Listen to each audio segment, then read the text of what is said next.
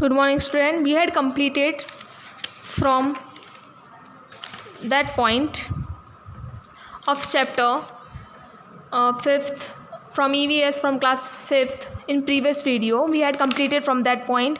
Today we will start from this point. Today we will start from page number 27 of chapter number 5th. Let's play together. Increase in a breathing rate, अपनी जो breathing rate है उसको कैसे increase करते हैं. We have to run and jump while playing. After running fast we breathe at a faster rate. हमें खेलते खेलते कूदना चाहिए, भागना चाहिए, इससे हमारी ब्रीथ रेट हाई होती है. Things to do: sit, relax and breathe normally. Place your finger in the front of nostrils. Feel the inhale, exhale and jump to 5 minutes. Okay. जो आप एक तरह शांति से बैठो और जो नॉस्ट्रल्स मतलब जो नाक के जो नॉस्ट्रल्स होते हैं वहाँ से एक साइड से सांस लो और एक साइड से छोड़ो. ये सब करने से आपकी जो ब्रीथिंग रेट मतलब जो सांस लेने की क्षमता है वो अच्छी होती है. Now jump and 10 to 12 times and feel the inhale exhale again. और फिर जंप करो 10 से 12 बार. इससे भी आपका ब्रीथिंग रेट हाई होगा. Blow the air from mouth 3-4 times and empty glass on the mirror. Observe the what happen. और फिर एक बार आप ट्राई करके देखो कि एक एम्प्टी ग्लास या मिरर मतलब कांच और ग्लास, एम्प्टी ग्लास कांच का ग्लास या कोई मिरर, उसमें आप हवा मुंह से हवा निकाल के देखो, फूंक दे के देखो कि उसमें क्या होता है.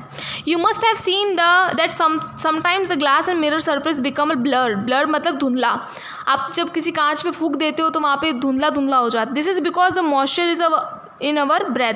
क्योंकि हमारे ब्रेथ में जो हमारे सांस में नमी होती है, मॉइस्चर मतलब नमी होती है, which condenses on the cool surface. We can do many activities by blowing air from mouth.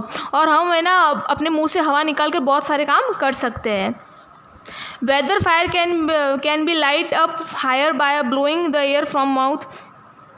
हम फूंक दे के आग को तेज कर सकते हैं. Yes it can be. Second one, whether fire can be stop by blowing air from mouth. Yes, हम फूंक दे के आग को ख़त्म भी कर सकते हैं. Yes it can be. Which instrument are played by blowing air from the mouth. और मुंह से हवा दे के कौन से अपन इंस्ट्रूमेंट मतलब उपकरण वो प्ले कर सकते हैं. तो here is your answer. Flute, संग, सिंगिंग, शहनाई. फ्लूट, संग, सिंगिंग और शहनाई ये हम मुंह से फूंक दे के बजा सकते हैं. And the end singing the flowing lines in the rhyme with your classmate. Games make a energetic मतलब गेम से हमें शक्ति मिलती है, body energy, body level, breathing rate वो अच्छी होती है, बॉडी डेवलपमेंट होता है, इससे अपनी जो एनर्जी वो ज़्यादा रहती है. Game makes up healthy and beautiful. Yes, game से हम हेल्दी भी होते हैं और सुंदर भी होते हैं. Games teachers skillful. हाँ, गेम खेलने से हम बहुत कुछ सीखते भी है.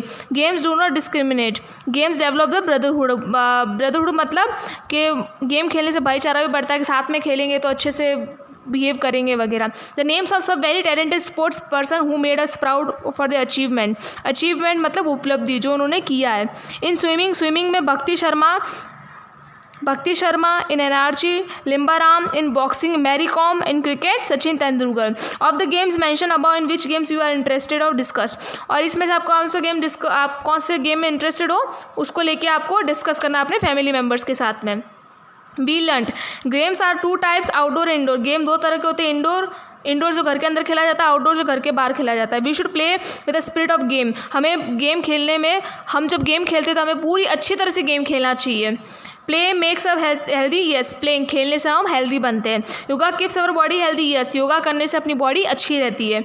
We can do many things by blowing the air from mouth. हम मुँह से हवा देकर बहुत सारी चीज़ें कर सकते हैं. Now your chapter is completed.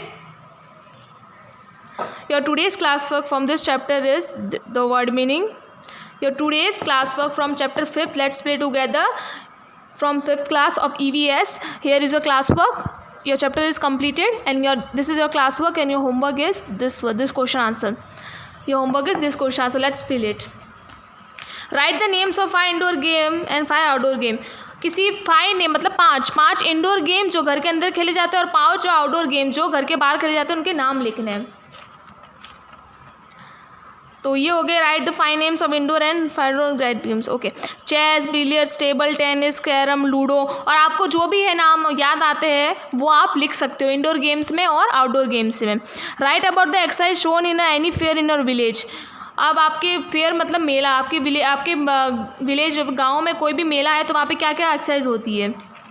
रिसलिंग, racing, long jump, high jump etcetera. मतलब झूले होते हैं, लॉन्ग जंप होते हैं, हाई उससे भी जंप होते हैं, रेसिंग होती है, रिसलिंग होती है, लड़ाई होती है, मतलब गेम वाली लड़ाई, नॉट अ सीरियस वाली लड़ाई। मतलब फाइट करते हैं लोग उसमें, वो और सब झूले होते हैं वगैरह, मेले में वो सब होता है। What are the benefits of yoga of our body for our body? Benefit क्या होता है योगा से? क्या होता है? Yoga is helpful in physical, mental, intellectual and spiritual development. Yoga करने से बॉडी और दिमाग और हर तरह की पॉजिटिव एनर्जी अपने अंदर आती है और हर तरह का डेवलपमेंट होता है। What type of work can be do by blowing air from mouth? हम मुंह से हवा देके कौन से काम कर सकते हैं? By blowing air from the mouth we can blow up and put out fire. हम आग को बुझा भी सकते हैं फूंक दे के और उसको और बढ़ा भी सकते हैं। बलून फुला सकते हैं, कूल डाउन हॉट लिक्विड, और कुछ गर्म चीज़ होती है उसको फूंक दे के ठंडा भी कर सकते हैं। In swimming the name of dash and cricket name of in very famous. In the swimming the name of is भक्ति शर्मा। भक्ति शर्मा एंड क्रिकेट में कौन है? सचिन तेंदुलकर। भक्ति शर्मा तो है स्विमिंग में है और क्रिकेट में कौन फेमस है? सचिन तेंदुलकर।